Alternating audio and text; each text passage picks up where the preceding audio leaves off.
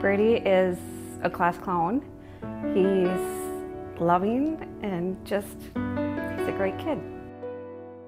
November 28th, 2016.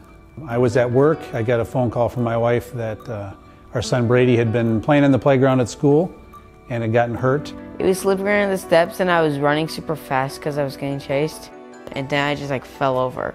I hit a staircase at the most perfect angle possible. He'd fallen on his side, experiencing a lot of pain. They'd watched him for a while, but he wasn't doing better and looked like he was perhaps going into shock.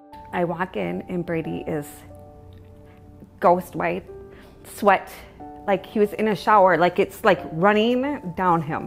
When he first arrived, he looked sick. He looked pale, but his vitals were stable, which is tricky with children. They instantly had an ultrasound there, and they were doing an ultrasound on him like right away.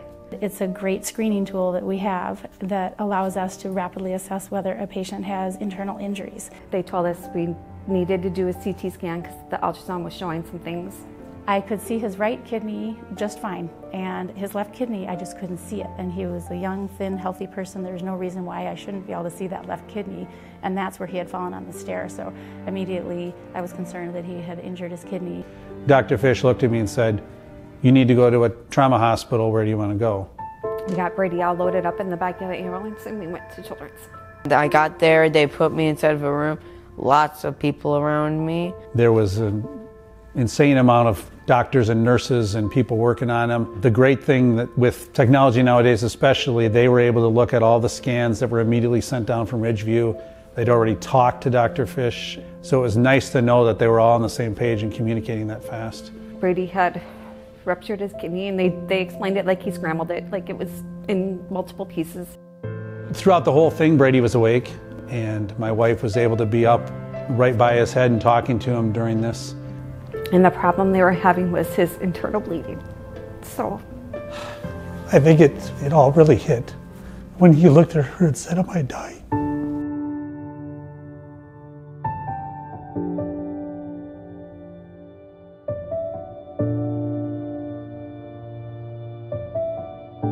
I think if Dr. Fish had not taken those steps to really dig into things quickly and not find that internal bleeding, the trauma surgeons at Children's said it would have been a much different thing if we'd been even a half an hour later. So we do the best we can to keep the parents involved and informed with what's going on with the kids.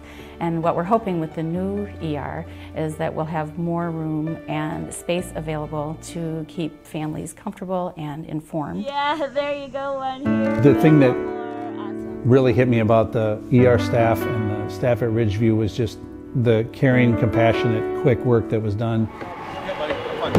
In the fall of 2017, he was able to resume hockey, get into his second year of sport hockey, and he's back to being a normal boy. You know, it's just another day in their business and what they're doing and helping people, but it was a day that we'll never forget.